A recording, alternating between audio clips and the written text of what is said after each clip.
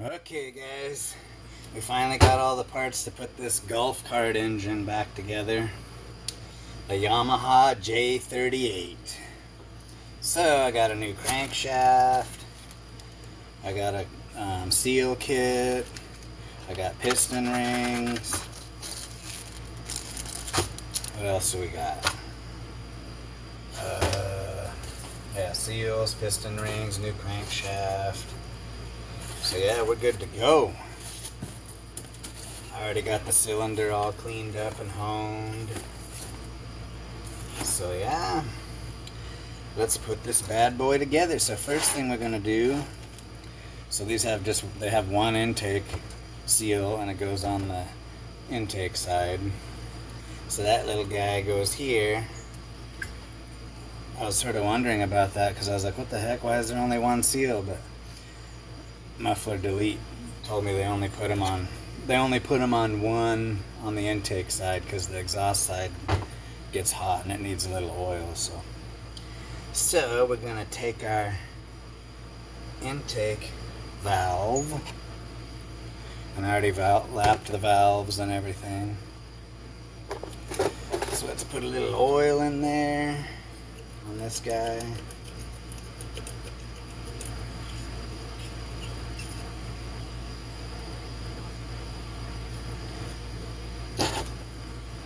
Let's stick that guy in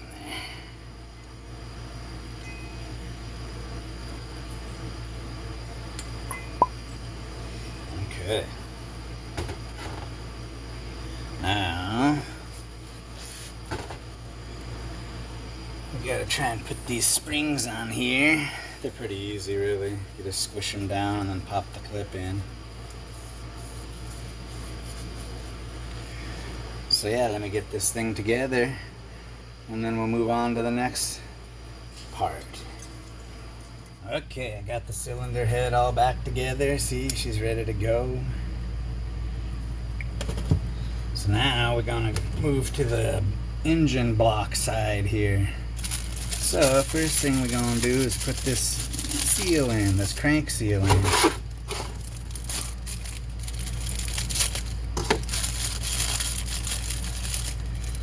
There she is.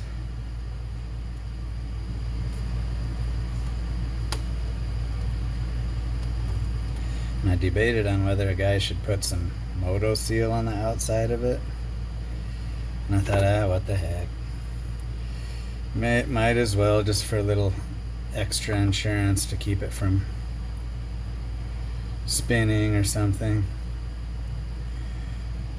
Because when I took the old ones out, they don't fit in there very tight. So who knows, this might help it stay in there better. So we'll give her a thin coat. It won't hurt nothing.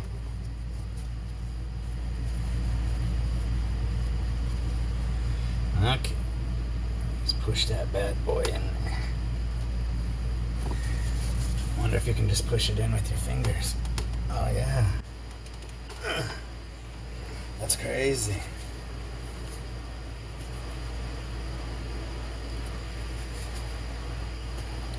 You can literally just push it in there.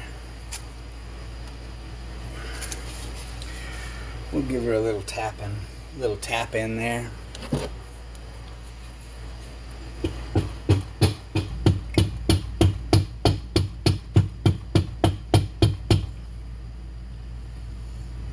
There, that ought to work. Okay. Put a little oil in it just for the heck of it. Okay, so there's our crank seal. Now to the business side. So here's our crank bearing. I'll put a little oil in that bad boy.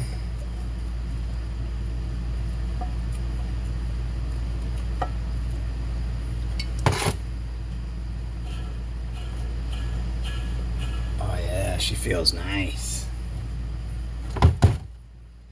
Okay, now we're ready to put the crank in, I guess. There it is, brand new crank. Yeah, I don't know if I showed you the other one.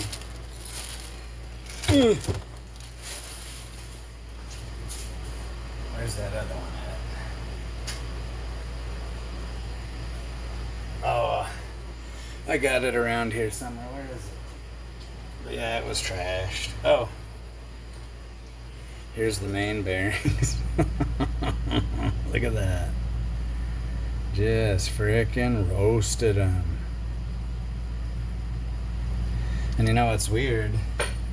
And I don't know if this was part of the problem maybe, but or if it was because it partially spun the bearing, but there's a oil hole right here and it was completely plugged with like hot goop, hot metal almost like the bearing melted and then slipped and then filled that hole in, because I had to drill it out again, because that's an important, if that hole's plugged, you know, this is just a splash oiler motor, and if that hole's plugged, then the rod bearing doesn't get any oil, because it runs down the rod and then goes right in that hole, and then the bearing has a hole in it too. So interesting. Who knows? Okay, so let's see here. So we'll give her a little oil, just a little bit on here.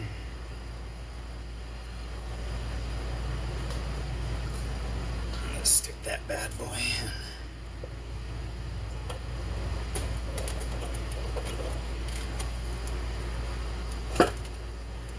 Oh yeah, there it is.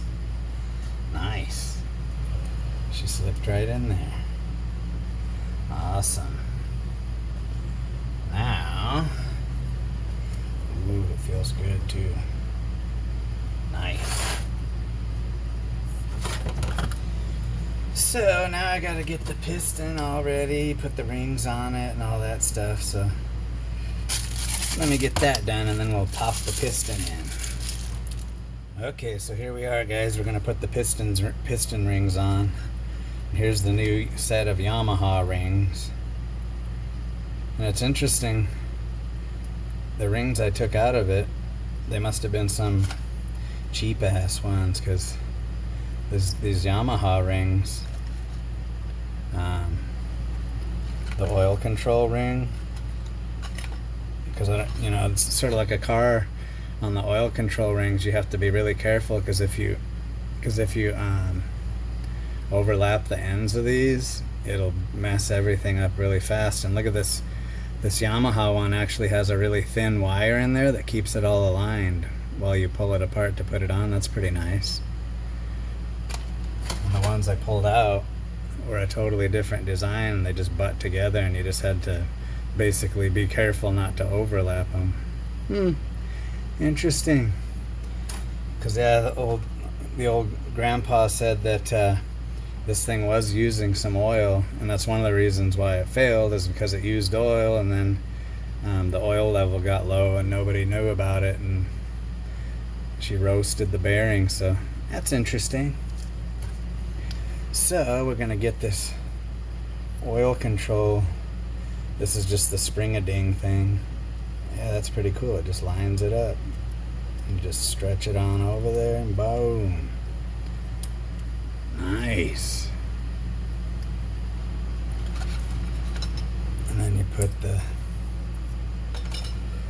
one thin one on the bottom, one on the top. Make sure it's in the right groove. Okay, there's the bottom. And then we'll stagger the gap. So we'll put the top one on. Alright, make sure it floats freely. Cool. That's nice. That's a custom design there. And then the rings, there's no dot that indicates up or anything, so I don't think it matters. Because you have to be careful on these rings when you're putting engines together. If it has a dot on it, then that means it has to go up, but these don't, so I don't think it matters. Although it does have an N. Maybe that means north. So I don't know. I'll put it the N side up. So now you gotta be careful when you're putting these rings in. Especially the second ring. I'm gonna do this off camera because you guys are gonna make me nervous and break it. Okay, I finally got the rings on. I was sort of agonizing because I noticed that one of them's tapered and one of them isn't. But good thing Muffler Delete knows how to put these things together. So I texted Brian and he said, yeah, the tapered one is the second ring. The square one goes at the top. But some of them are different too, so it just depends. So we got that all ready to go, and then the arrow, I think, goes this way towards the intake, I'm pretty sure. Okay, then we'll put the ring compressor on. Arrow down.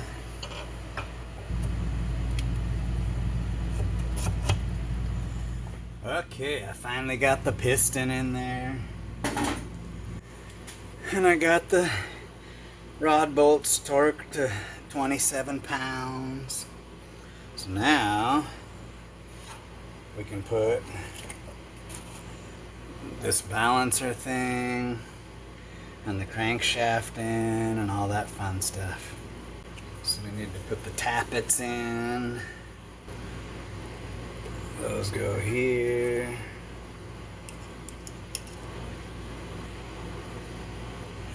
Okay guys, sorry my phone died, but you didn't miss much. So see, I got the cam in there. See, the timing marks are lined up right here. Let me see if you can see that. Yeah, timing marks there, and then on this thing is like a balancer thing, which is sort of weird, but whatever. So you got to line up the dot on that with the furthest outmost point central tooth, while it's on top dead center with the stuff lined up over here. So yeah, that's some funky engineering there. I guess it makes them run smooth or something.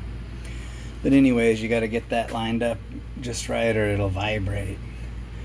So now all I got to do is put this side cover on. So I'll get that on, and then we'll put the head on it, adjust the valves. I'll throw the rest of it back together, and then we'll put it in the cart and see if it runs. Okay guys, I got the motor pretty much back together now. Got the valves all adjusted, got her all buttoned up, got the flywheel on it. Feels pretty good. She turns over pretty smooth, so that's good. So now we just gotta keep putting her back together.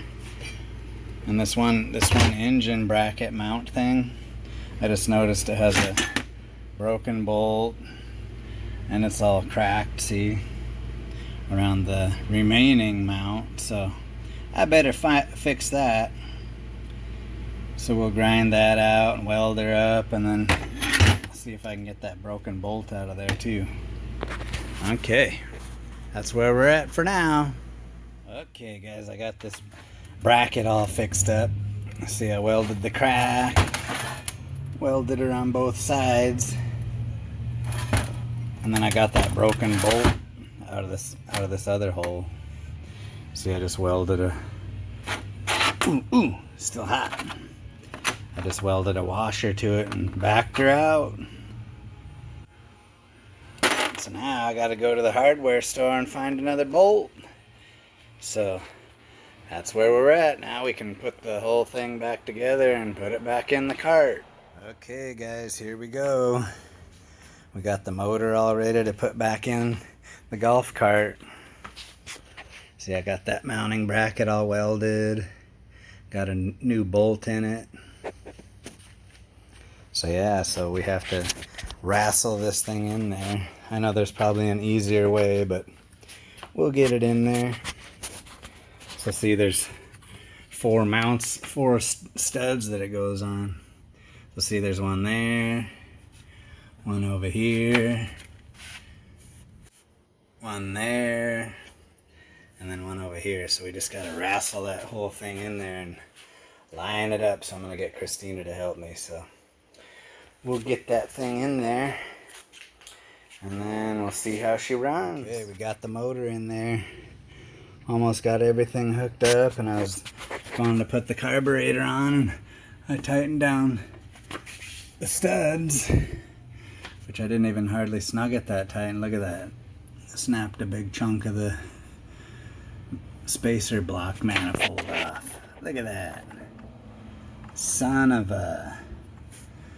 So now I gotta see if I can like fix that or get a new one or something, but that's gonna hold us up. Alright, see you on the next segment. Okay guys, we finally got the part we need to finish the golf cart. There it is. So let me get that put on, and then we'll see if this thing runs.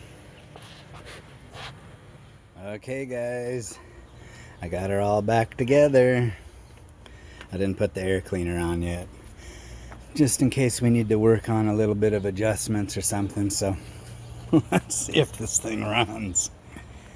It's the first golf cart engine I've ever done, so cross your fingers. I got oil in it. I turned the key on, battery's on. And these things are weird because the electric motor is what moves it at first, and then the engine starts. So it's weird they don't like have an idle circuit. I don't know how these things work. So let's see what happens. Let's see if it'll start. Let's put it in reverse.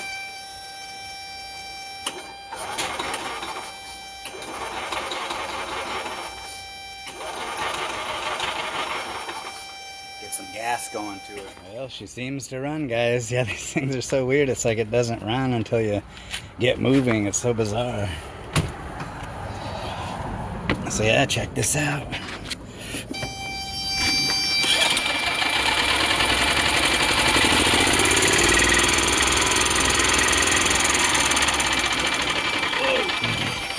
It's sort of weird with no seat on it.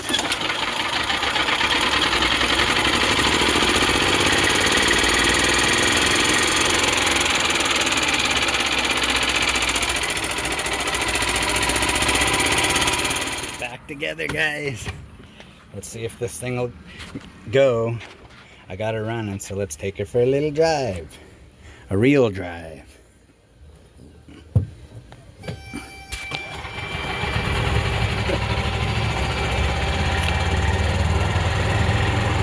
So far, so good.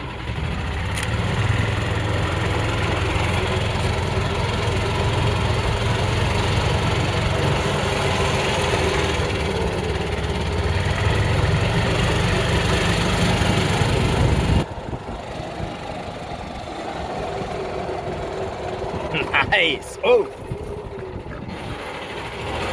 seems to run fine. I'm not sure how fast these things are supposed to go.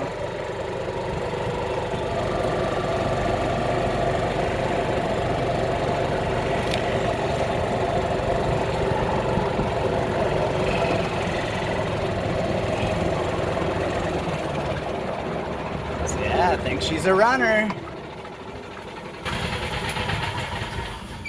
Nice. All right, guys. So yeah, finally the golf cart's done. Old Grandpa's gonna be happy. All right. Catch you on the next one.